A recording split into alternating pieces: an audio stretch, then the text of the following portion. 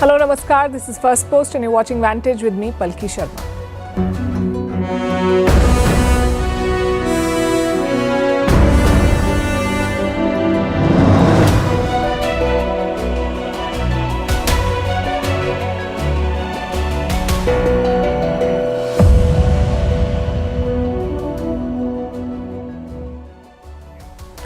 Donald Trump is on fire. He's making moves in Iran, Afghanistan and Pakistan, and they all affect India directly.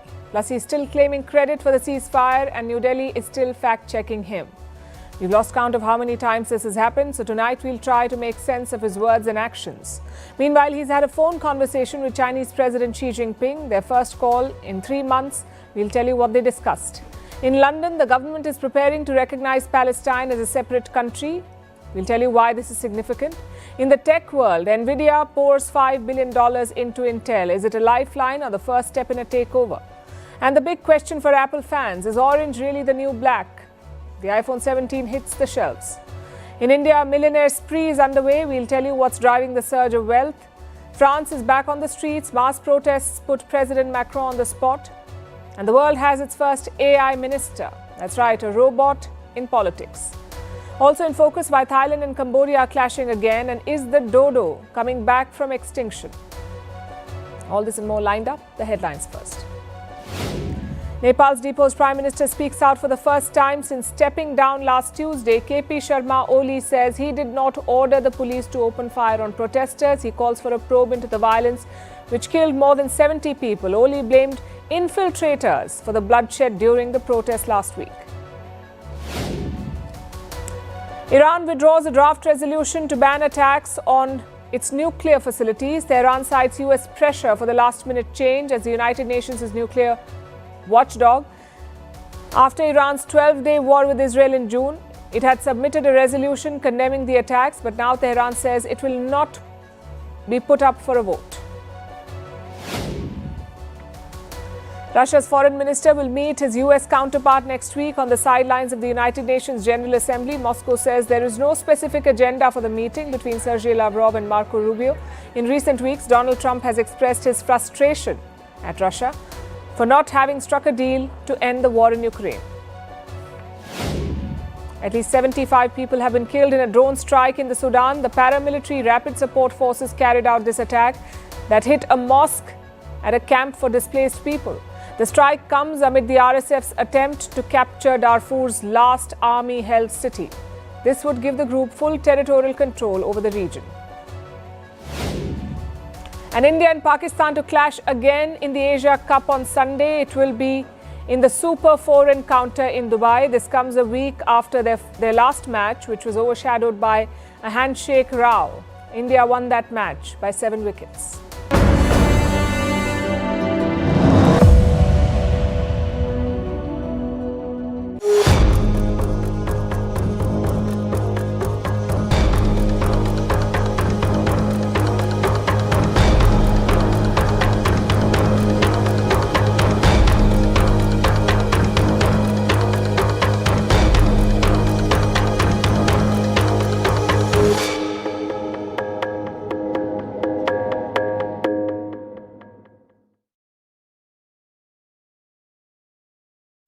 Donald Trump has a full plate. He's brokering talks in Ukraine, he's pushing for progress in Gaza, and he's fighting a global tariff war.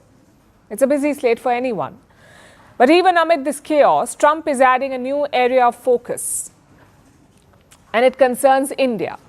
The US president is making a series of moves. In Pakistan, he has reset the old ties. In Iran, he is sanctioning a key port project. And in Afghanistan, he is seeking the return of a strategic base.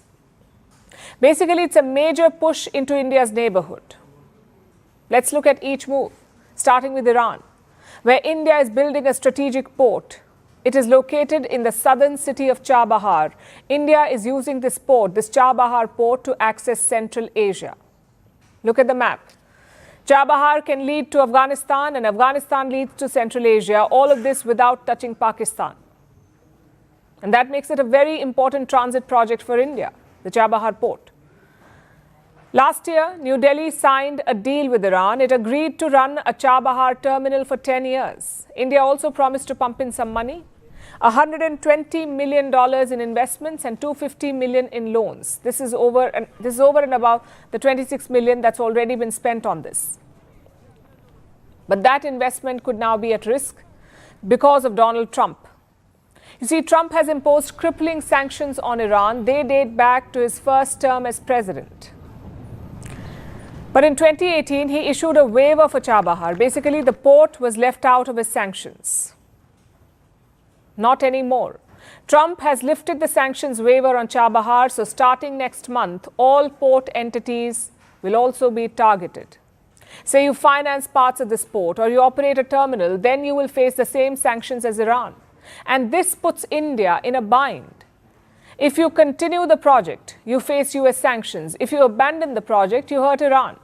So which way will India go? New Delhi says it is studying the US decision.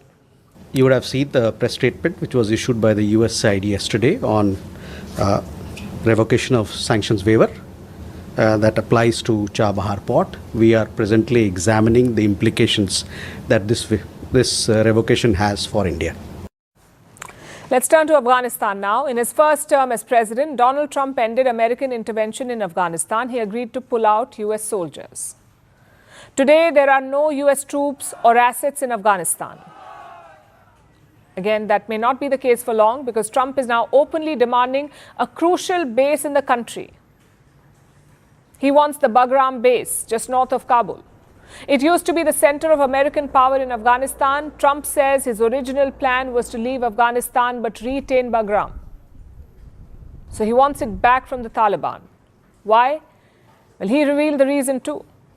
We're going to leave Afghanistan, but we're going to leave it with strength and dignity. And we're going to keep Bagram, the big air base, one of the biggest air bases in the world. We gave it to them for nothing. We're trying to get it back, by the way. Okay, that could be a little breaking news. We're trying to get it back because they need things from us. We want that base back. But one of the reasons we want the base is, as you know, it's an hour away from where China makes its nuclear weapons. The Taliban has responded. They're open to talks with the US, but on Bagram, it's a strict no. They do not want any more foreign troops on Afghan soil. Then you have Pakistan, a long-standing ally of the US. Trump has reset ties with Islamabad. After coming to office, he also approved a military package for them. In Bangladesh, the US military has become a regular guest. They have staged 3 drills in less than 60 days. Which brings us to India. Trump's India policy remains the same. On one hand, impose steep tariffs on Indian goods. On the other, sweet-talk the leadership. And he did the same yesterday. Listen to what he said. As you know, I'm very close to India. I'm very close to the Prime Minister of India. I spoke to him the other day, wished him a happy birthday. We have a very good relationship. He put out a beautiful statement too. But I said, I sanctioned them. He says he sanctioned India. Well, technically he hasn't. He has only imposed secondary tariffs on India. But the word sanction is a big taboo in India. We faced the brunt of Western sanctions in the last century. It's a word that brings back a lot of anger. Not that Trump may care. He continues to dismiss India's concerns and sensitivities. Consider his remarks on Operation Sindoor, the latest ones. Everyone knows what happened. Indian missiles brought Pakistan to its knees, so Islamabad reached out for a ceasefire, but Trump is spinning his own tale. He has once again claimed that he mediated the truce. We did 7, and most of them were not thought to be settleable. We did India and we did Pakistan. That's 2 nuclear. That was purely for trade. You want to trade with us, you're going to have to get along. And they were going at it hot and heavy. So India clarified again. It has repeatedly pushed back against Trump's claims, and it did so again today. New Delhi said there was no role for a third party between India and Pakistan. जहाँ तक third party की बात है, इसके बारे में हम लोगों ने बड़ा स्पष्ट रूप से पहले भी कहा है और आज भी कहेंगे कि जो द्विपक्षीय मुद्दे हैं भारत और पाकिस्तान के बीच में, इसमें थर्ड पार्टी का कोई रोल नहीं है. तो उसको फिर से मैं एक बार रेखांकित करना चाहता हूँ और स्पष्ट कर देना चाहता हूँ. There is absolutely no role for third party mediation in India Pakistan issues. Which brings us to the border situation, or the border question. Broader question, why is Trump so interested in India's neighbourhood? He is targeting Indian interests in Iran. He is seeking a military presence in Afghanistan. He is resetting ties with Pakistan. The question is why? Obviously, there is a China angle. Trump himself admitted that yesterday. He said he wants Bagram to keep tabs on a Chinese testing site. Same in Pakistan. He clearly wants to blunt Chinese influence in Pakistan, but in the process, he's hurting his ties with India. Does this represent a bigger pivot in Washington's approach? Until now, India was the cornerstone of America's China policy. Their leaders openly admitted it. They pitched India as a counterweight to China. Of course, New Delhi was not interested. India refused to become a pawn for US leaders. Is that why Trump is looking at Pakistan, Afghanistan and Iran to weaken China's grip on Asia? The fact is, we can't be sure. But here's what we can say. Trump's interest in South Asia is bad news, especially right now. This whole region is going through a churn. In recent years, governments have fallen in Sri Lanka, Bangladesh and Nepal. The last thing we need is American intervention. Let's see how India navigates this challenge.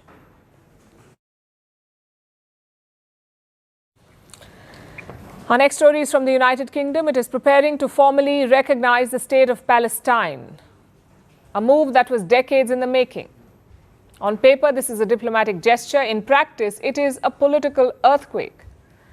You see, the UK was the old colonial referee of West Asia. Now it is stepping into the field with a very different whistle. So what does this recognition mean? Why is it such a big deal? And why now, after years of delay and hesitation? Tonight, we'll break it down for you, starting with the update. What exactly is happening here? The United Kingdom has long been talking about recognizing Palestine as a separate country. Now they're finally doing it. Currently, 147 countries in the world recognize Palestine as a sovereign nation. That's 75% of all UN members. India is one of them. And soon the UK will join this list. What made them do it? Israel's recent strikes in Gaza may have precipitated it. The UK government called out these strikes. They criticized Israel, and perhaps this was the final push that London needed. Like I said, they've been talking about it for a while. In fact, the Labour Party promised to do this in their manifesto. So Keir Starmer's government was already under pressure, especially from Muslim voters in the UK. They were not happy with London's stance on Gaza. Labour's early hesitation on Gaza cost it dearly in cities like Leicester and Birmingham. Here, independent candidates jumped ahead. So this is Keir Starmer's attempt to win back trust. Basically, this recognition, the recognition of Palestine, kills two birds with one stone. The government of the United Kingdom sends a tough message to Israel, and it also keeps its vote bank happy. So it's within that context of a plan for peace, which we're working hard on, which not only did we discuss this morning, but our two teams have been working together on, that the question of recognition needs to be seen. And so it's part of that overall package which hopefully takes us from the appalling situation we're in now to the outcome of a safe and secure Israel, which we do not have, and a viable Palestinian state.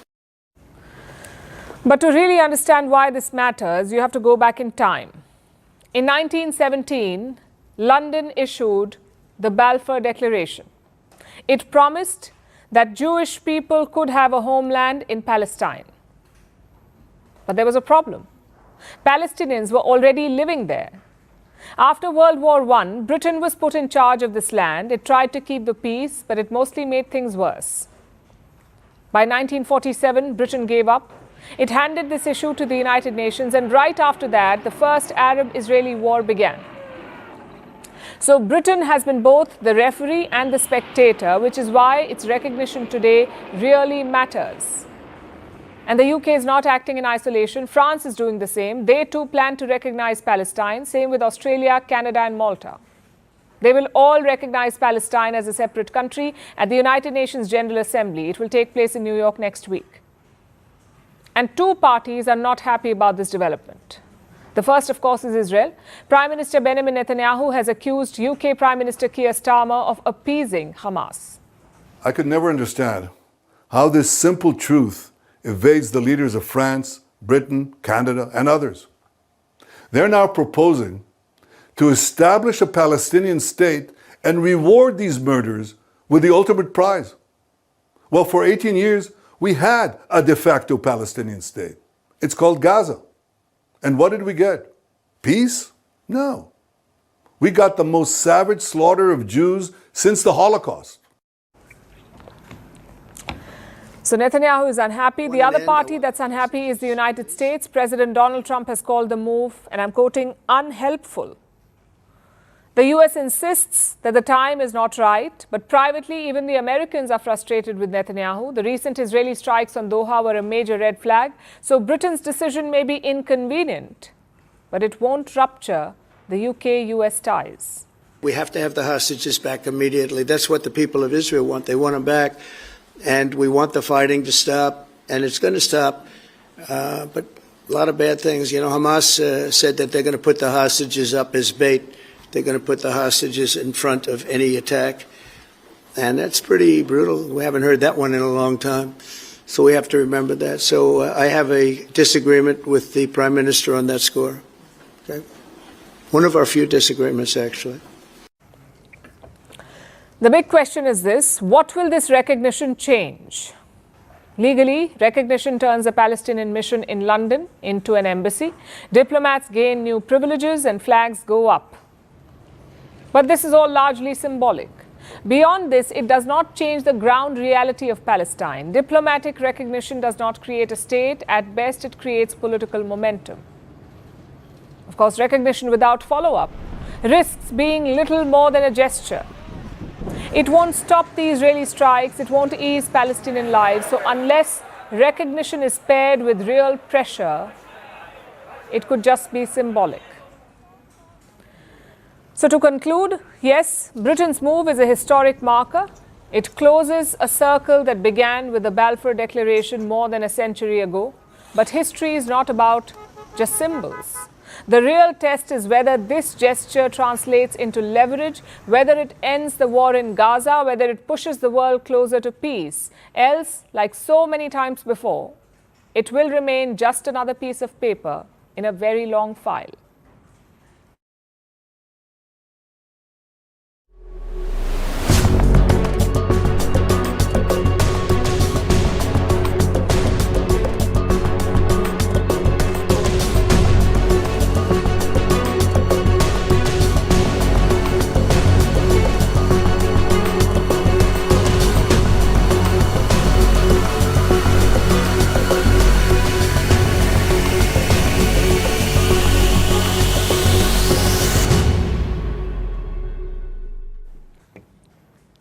The year was 2005. Intel's then CEO made a bold pitch to the board, a pitch to acquire Nvidia. Graphic chips that might revolutionize data centers. But the board did not agree. They did not agree with the steep price tag. So Intel passed the opportunity.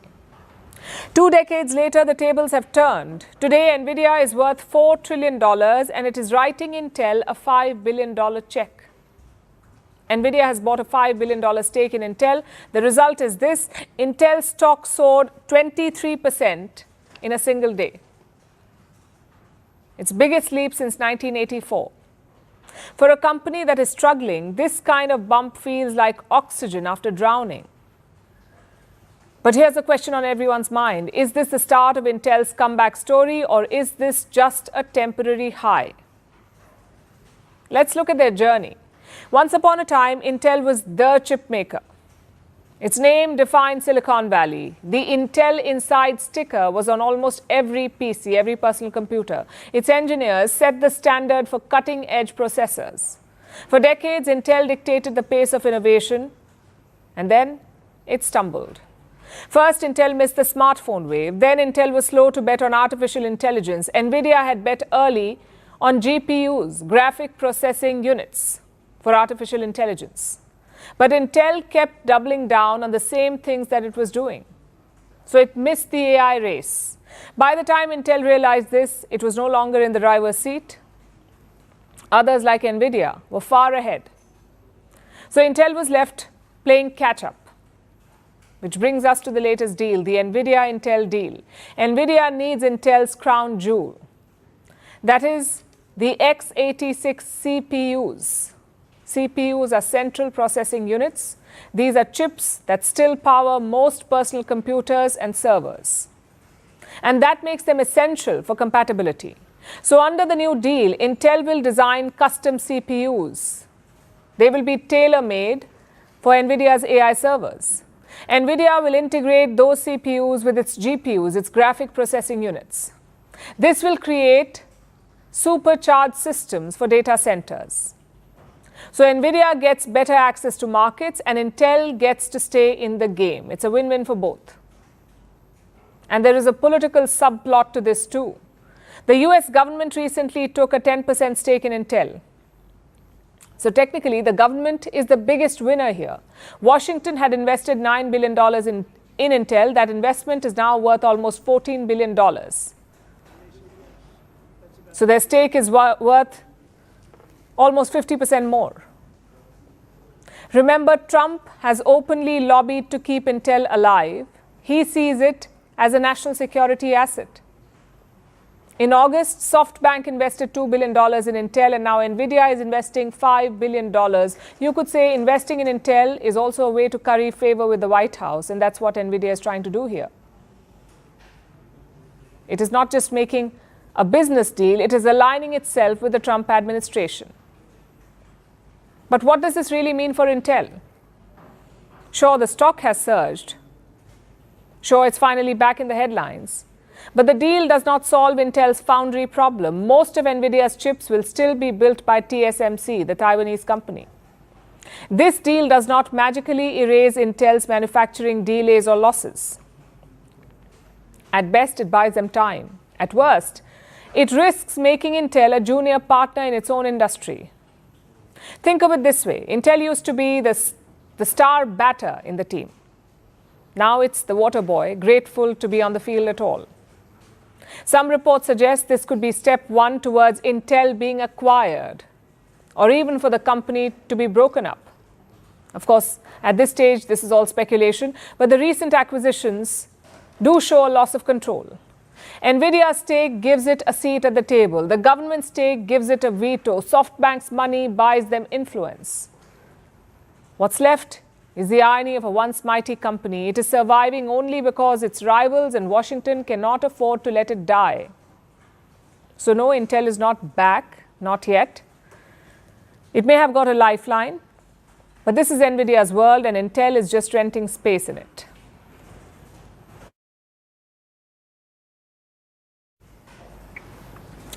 Apple launches stopped being about phones a long time ago. They're now global carnivals, and we saw one play out today. The new iPhone, the iPhone 17 and its many variants went on sale. This debut was as dramatic as the previous ones. There were midnight campers, fights in shopping malls, and even a few sick day excuses that HR departments did not buy. But beyond all this chaos, one shade has stolen the spotlight, cosmic orange. Apple has convinced millions that this shade is not just a finish, it's the need of the hour. Yes, orange is truly the new black. Our next report has more. At 8 p.m. sharp in China, pre-orders went live. Within 1 minute, JD.com reported sales surpassing the entire first-day tally of last year's iPhone 16. That's not good start territory. That's K-pop concert tickets in Seoul territory. The base iPhone 17 was the darling of the crowd, with the Pro Max vanishing from Shanghai pickup slots in just 20 minutes. If you woke up Saturday morning in Guangzhou hoping to casually stroll in and grab one, sorry, your delivery estimate already reads mid-October. But India, of course, has become Apple's hottest growth story. Pre-bookings jumped 30 to 40% higher than the iPhone 16 launch last year.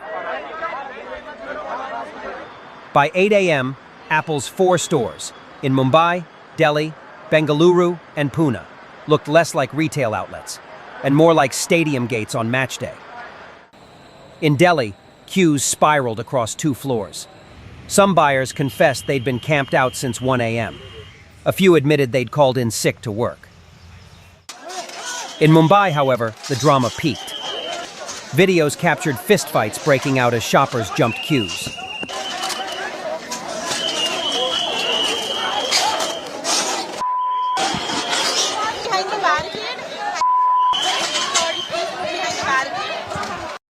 In India, the iPhone 17 is retailing for 82,900 rupees.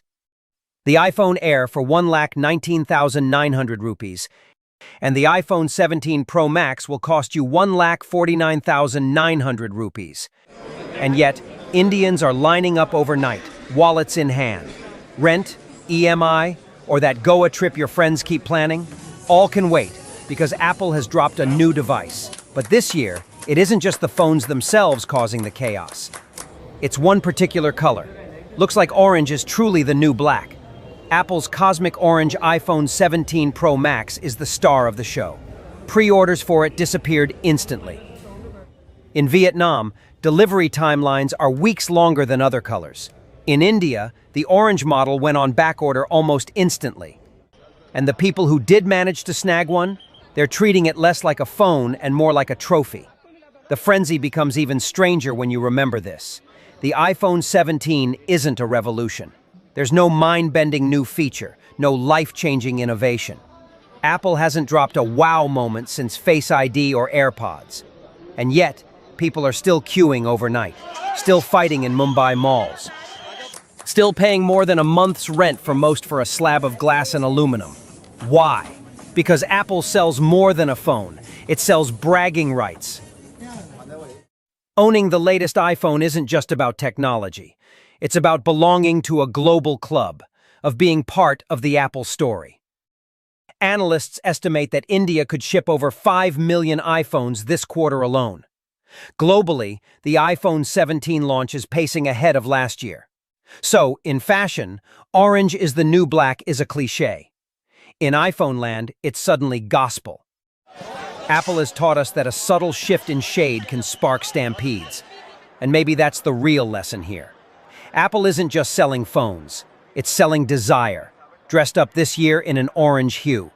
So if you see someone flashing an orange iPhone 17 Pro Max, don't ask about the camera specs. Don't ask about the processor. Just ask the only question that matters. How long did you wait in line?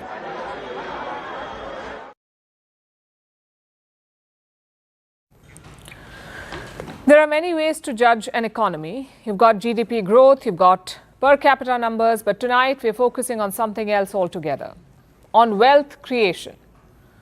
Have Indians become more affluent in recent years? If so, what is driving this affluence? And how does it compare to other countries like China? It's a natural comparison because of our situations. Same population, same region, these numbers have been published in a new report. The 2025 Mercedes-Benz Hurun report. They track wealth creation and millionaires across countries. Now look at their data for India. In 2021, there were 450,000 millionaire households, 450,000 millionaire families. Basically, these were families with 8.5 crore rupees. That's $1 million US. In 2025, that number has surged to 870,000 families, meaning millionaire families have almost doubled since 2021. As expected, the big metros dominate this list. Mumbai is India's undisputed millionaire capital. The city has 142,000 such families. Delhi is second with 68,000. And IT capital Bengaluru is third with 31,000 such families. Overall, wealth creation is solid. In fact, the Hurun report also publishes an index, the MBHX. It tracks wealth creation in a country. How? By compiling and analyzing multiple data points, like the stock market performance, the national GDP, even the sales of Mercedes cars. All of these are compiled to arrive at an index of wealth creation. And this index has surged almost 200% in India. Again, the question is how? How are so many Indians becoming more affluent? Well, the national trajectory helps. India is the fastest growing major economy in the world. When the country booms, the people get rich. It's a natural progression. But beyond that, there's another reason. Indian family assets have boomed. Consider three main avenues of investments. Number one is stocks. We'll take India's first COVID lockdown as a starting point. From there, the Sensex has risen 176%. Imagine that, 176% rise in around 6 years. If you held on to your equity, chances are you hit a jackpot. So that's one asset, stocks. Number two is gold. Again, let's rewind to the lockdown. Gold was selling for 45,000 rupees in March 2020. That's 45,000 rupees for 10 grams of gold. And today, more than 1,12,000. That's almost a 150% rise in around 6 years. Finally, asset number three, real estate. Let's look at the national capital, Delhi. Prices here, real estate prices have risen by 81% in the last 5 years. Do you see the impact? The boom in asset value has created immense wealth for Indians. Which brings us to the final question. How does it compare to countries like China? Well, China has 5.1 million millionaire households. India has just 870,000. Same with high net worth families. These are households with $1.2 to $1.4 million. India has 590,000 of them. 5,90,000 such families. China has more than 2 million. Finally, look at the ultra high net worth families. These are households with over $12 million. India has 66,000 such families, ultra high net worth. China has more than 130,000. So as things stand, there is a sizable gap. On the global stage, China ranks second. The US is a distant first with 22 million millionaires. The UK is third with 3.1 million. France has 2.9 million. And Japan 2.8 million. So there's a lot of catching up to do for India. But here's the good news. India's trajectory is impressive. Our GDP is expected to double in the 2030s, and that will boost affluence as well. India is projected to have 130,000 ultra-rich families by the next decade. Meaning, we will match China's numbers. But I know what you're thinking. Does millionaire count matter, especially for a country as large as ours? Well, wealth creation is key part of economic progress. When people get rich or richer, they spend more. More spending equals more consumption equals more economic activity, and that's the chain reaction of wealth creation. At the same time, India must be mindful of its wealth gap too. The top 1% of our population controls 40% of our wealth. 40% of our wealth is with the top 1% of the population. Addressing this is key because billionaires alone cannot drive growth, especially if most of their money is just stuck in land and gold. What we need is sustainable and equitable wealth creation.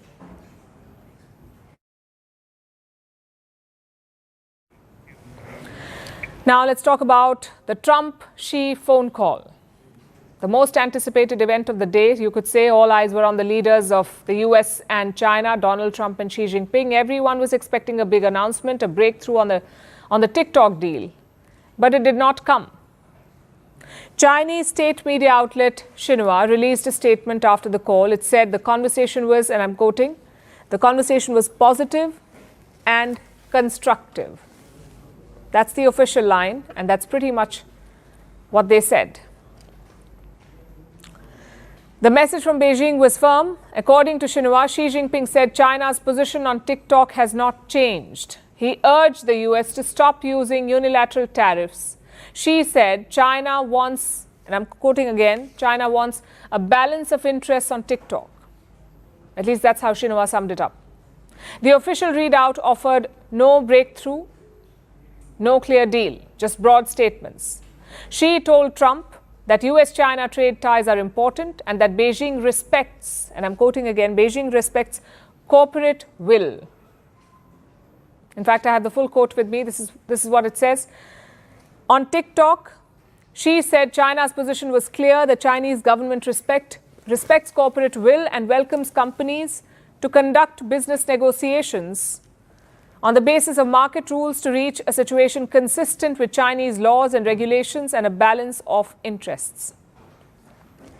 A few moments back, we also heard from Donald Trump, the US president. As always, Trump is offering a very different version of events. Trump posted a statement on Truth Social. He listed out everything he discussed with Xi Jinping: trade, the fentanyl crisis, Ukraine, and of course TikTok. And Trump says progress was made on all fronts, especially on the TikTok deal. Trump suggests that Beijing has signed off on it, that they've agreed to the deal. And he thanked Xi Jinping for the quote-unquote approval. The Chinese statement, though, made no such mention. So the future of TikTok still hangs in the balance.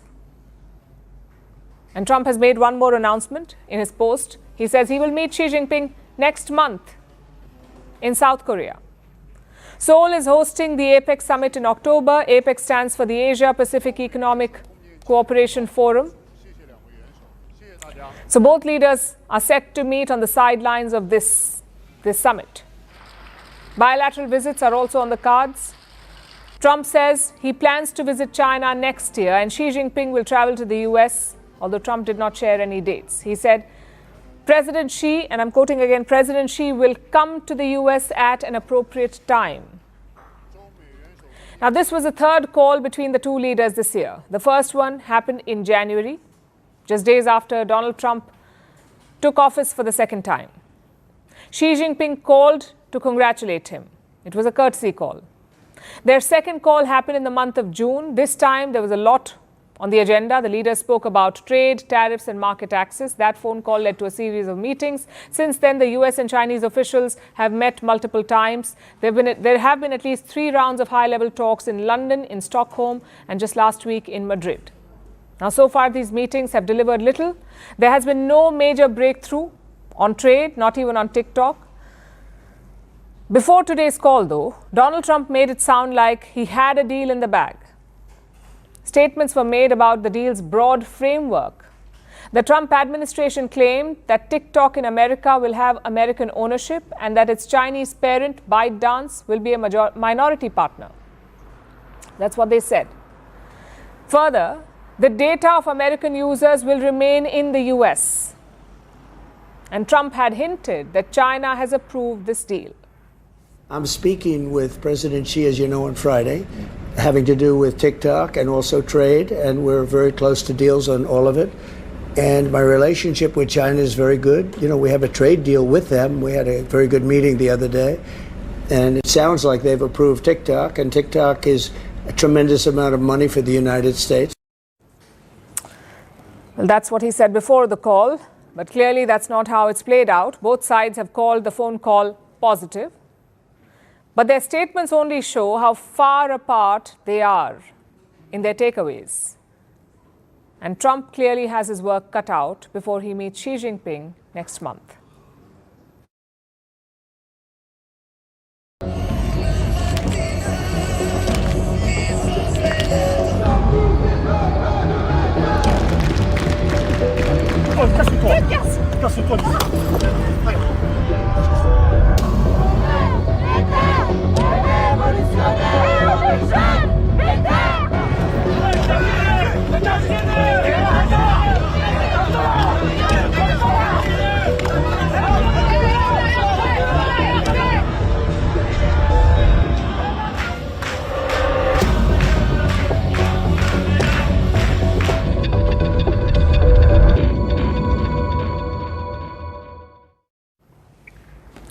What does a country look like when daily life stops?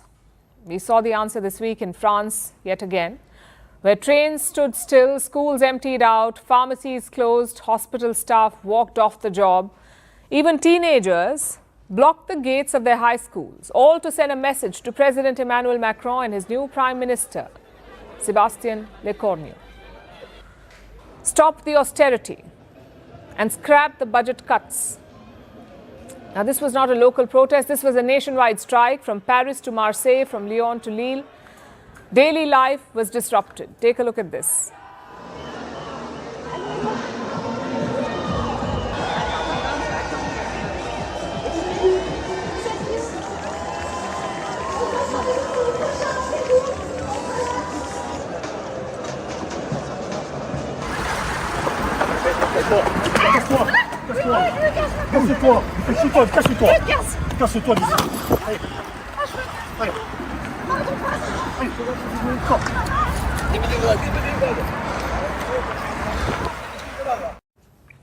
So why are people in France so angry?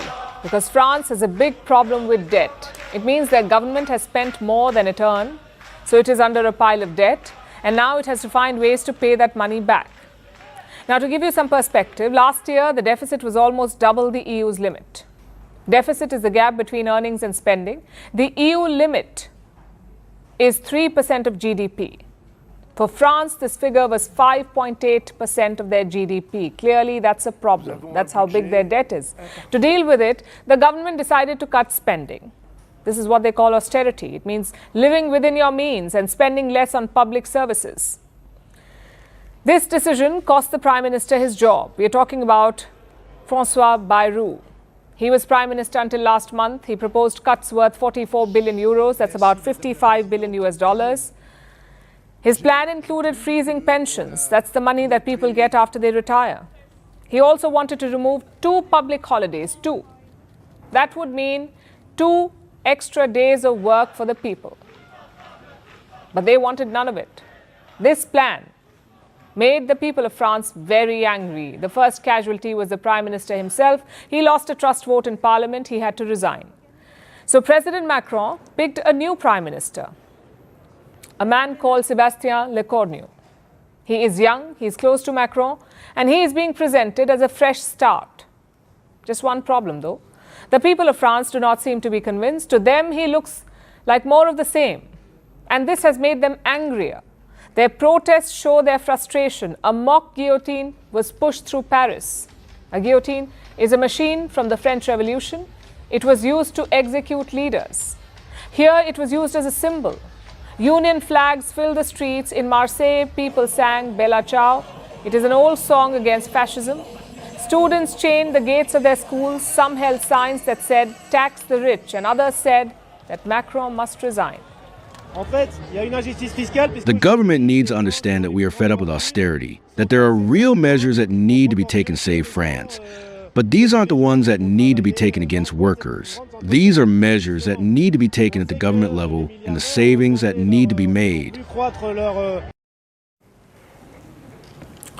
This was the feeling across France. People said they were tired of paying the price. The government responded with force at some places. 80,000 police and paramilitary officials were deployed. There were armored vehicles, drones and water cannons. The police even used tear gas in Paris, also in Lyon and Nantes. Hundreds were arrested, but the protests kept going. French unions said that about 1 million people had joined. The government said it was just over half of that. Whatever the number, the crowds looked very big. It was one of the biggest protests since the 2023 pension reforms. And the timing is worth noting.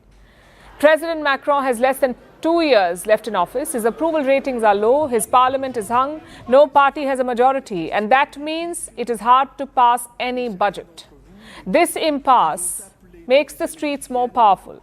The Prime Minister is trying to offer concessions. He has promised to end lifetime privileges for former Prime Ministers. He has also scrapped the plan to remove 2 public holidays. But the unions call this window dressing. They say the whole budget has to be changed. And they have set a deadline, September 24th. They want a clear answer from the government by then. If not, they say there will be more strikes and more protests. The ball is now in the Prime Minister's court. If by September 24th he has not responded to their demands, the trade unions will meet to quickly decide on a new day of strike action and demonstrations. So step back and look at the bigger picture. The protests were about money, yes, but they were also about fairness. A government trying to cut spending, a public that felt they had nothing left to give, and a political system struggling to bring both sides together. But above all, these protests were about power. Power in parliament and power on the streets. Right now, the streets are louder, and they have put the government on notice.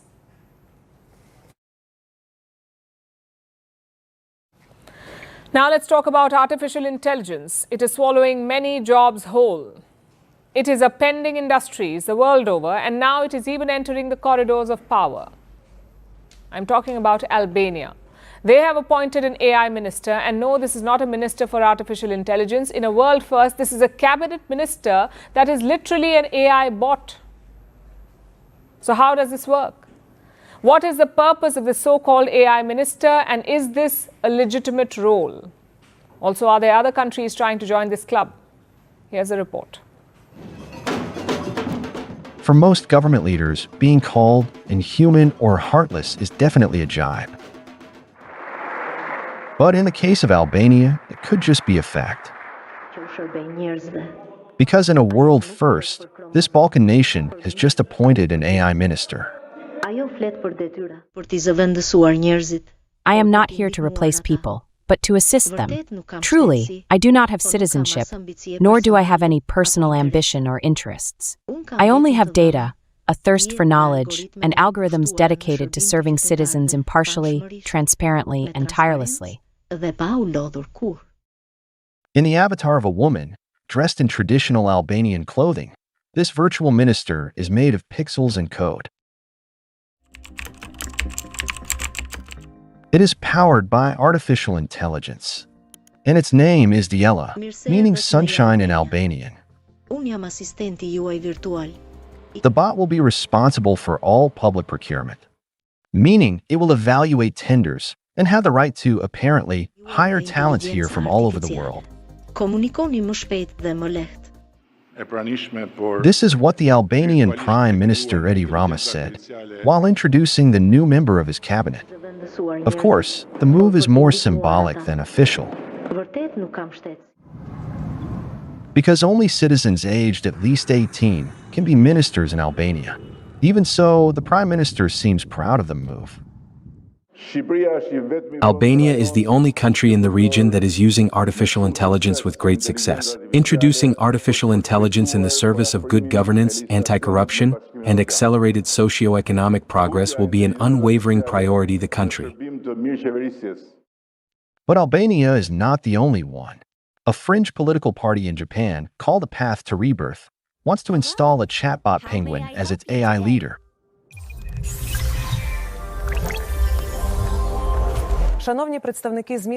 Last year, Ukraine presented an AI-generated spokesperson called Victoria, who makes official statements on behalf of its foreign ministry. My name is Victoria Shi.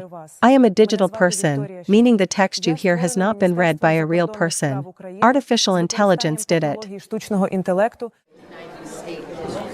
Last year, a mayoral candidate in the US put his AI chatbot on the ballot. The model ran on ChatGPT, so its owner OpenAI cut his access to the software, while officials issued a reminder that an AI bot is not a qualified elector. But why are people suddenly obsessed with bringing AI into politics? Isn't this precisely the spirit of constitutional democracy, exercising power in the service of everyone, free from bias, discrimination, client bias, nepotism, or corruption? At least, that's what many believe. The advantages are obvious. Resourcefulness, the ability to communicate with the public at any time of day, efficiency, accountability, no fear of corruption, and apparently, according to research, even better debating skills. With AI, there would be no scandals, no bad outfit days, and the only way they would be power-hungry is when they would consume too much electricity. But the risks are high too. If AI systems are assisting political decisions, will they adhere to different values, different mindsets? Will they disagree with their human moderators? And if they cannot really hold positions because they aren't human, then what's the point? We live in a world where fake AI calls impersonate world leaders, where AI is used to spread misinformation and abuse, where AI develops rapidly as the governments scramble to regulate it. So is the world really ready for AI leaders? Not really. But it seems, whether we like it or not, AI is coming for all jobs, even those of our ministers.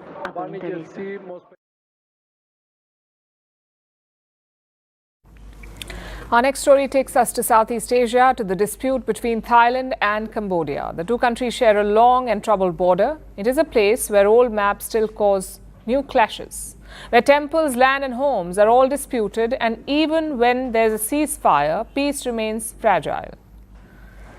This week, that fragility was on display. Thai forces fired tear gas and rubber bullets. Cambodian villagers ran for cover, and this time it all began with a fence. Let me explain. Thai troops were laying barbed wire along the border, and this triggered a protest. Some 200 Cambodians are said to have gathered there because for them the barbed wire was not just a barrier, it was a symbol of the land they fear losing. So they protested, and what began as a protest quickly turned into a standoff. We have videos of how it played out. They show villagers pushing at the barriers, Thai police moving forward with shields, villagers throwing rocks at them, some even waving sticks. Thai forces responded with tear gas, then they fired rubber bullets. They also used loudspeakers to blast high-pitched sounds. So things escalated fast. Cambodia says at least 23 people were hurt. This includes civilians, a soldier and a monk. Some other reports put the number closer to 30. And what does Thailand say? Well, they have confirmed that their forces were also hurt, but they've not given a number. Either way, both sides walked away with injuries, and the matter has now reached the United Nations. Cambodia's Prime Minister has written a letter to the UN. His name is Hun Manet. He said Thai troops have widened the conflict zone. He claimed Cambodian families were forcibly evicted. 25 families, he said, were already locked out of their homes, and hundreds more could be next. He's also appealed to the ASEAN. He has asked the bloc to press Thailand to stop using force against civilians. Now, ASEAN, as you would know, is a regional group of Southeast Asia. It has 10 members, and its current chair is Malaysia. So Cambodia called on Malaysia to urge Thailand to halt the planned evictions. And what is Thailand's response? Well, it has denied these claims. It says Cambodian villagers were illegally occupying land. They came with sticks and slingshots, and Thai troops used non-lethal force to restore order. So to Thailand, this was provocation, which leaves us with two warring sides and two very different versions of the same clash. Also a question, why is this border so tense? You may remember what happened in the month of July this year. There was heavy fighting. For 5 days, both armies clashed. At least 43 people were killed. 300,000 people were forced to flee. A truce emerged under international pressure. Malaysia mediated. The US and China made a push. So a ceasefire was announced. But a ceasefire does not erase distrust. It only puts things on hold. And this has been the story for decades, because this dispute is more than a century old. It began with a map from 1907, when Cambodia was under French rule.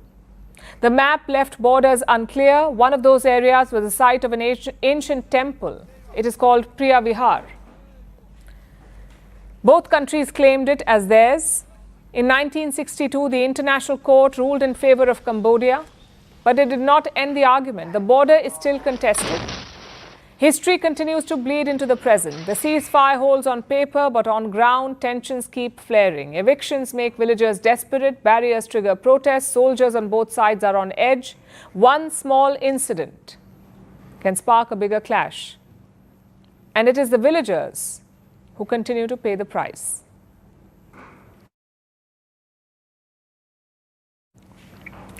$5 billion. That's how many species have existed on Earth since the beginning of time.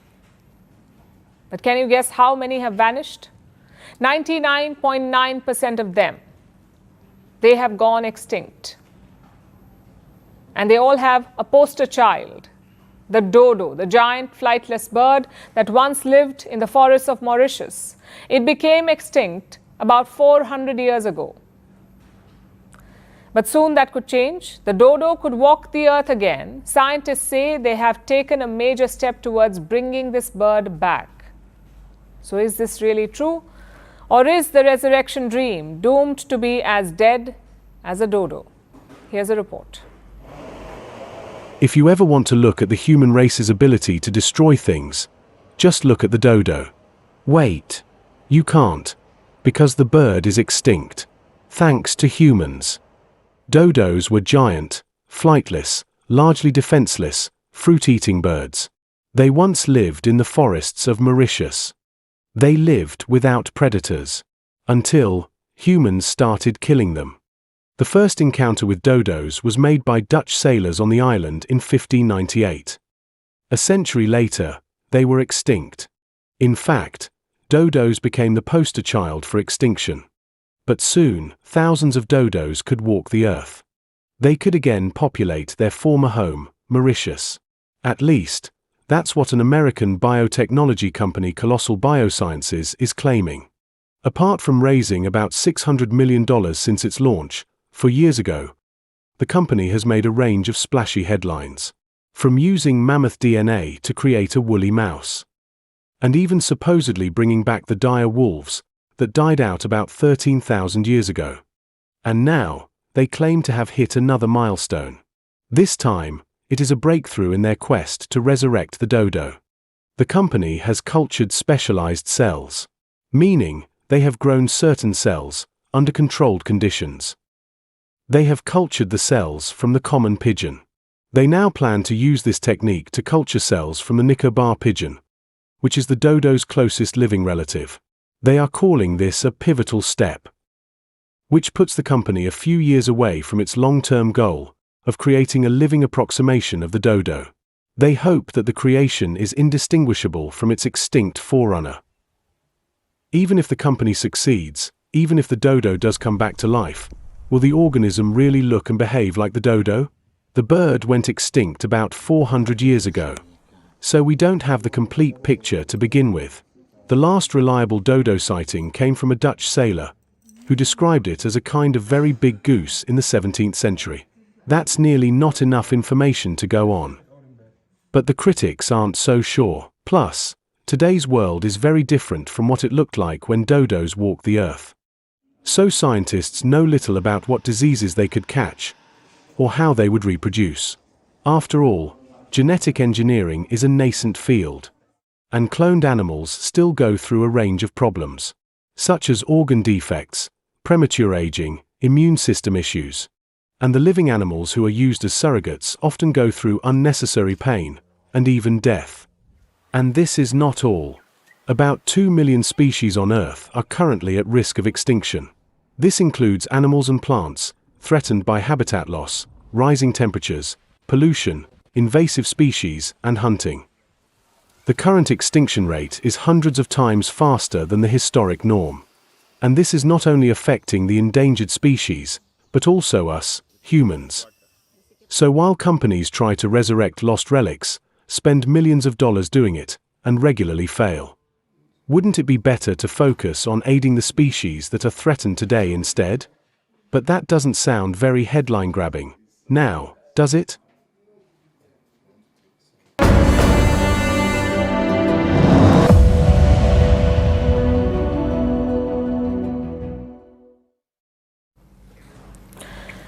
Do you know Donald Trump's biggest Achilles heel? Names. Names of people, names of things, and especially names of countries. On Thursday, he claimed that he ended a war between Azerbaijan and Albania. Albania, not Armenia. A war that never happened. Also, this is not the first time he's confused the two. This is his third time getting it wrong. Yes, in Trump's world, if it ends with Nia, it's basically the same place. Albania, Armenia, Slovenia, Narnia. They're all the same place in the Trumpian atlas. Take a look. I am very disappointed in the fact that that one's not settled. To think that we settled Azerbaijan and Albania. Azerbaijan and Albania as an example. It was going on for years. It was never going to be settled. I solved wars that was unsolvable. Azerbaijan and Albania. To think that we settled Azerbaijan and Albania. And now it's time for Vantage Shots, images that tell the story. In Belgium, a farmer shows off his uniquely pruned trees. In Hawaii, officials release footage of a volcanic eruption. And in Paris, President Macron tours the restored Notre Dame bell towers. Finally, we're taking you back in history. On this day in 1893, New Zealand granted voting rights to women. It was the first country in the world to do so. Months later, in December, New Zealand's women cast their first ballots. Most other countries granted this right in the 20th century. We're leaving you on that note. Thank you for watching. Have a great weekend.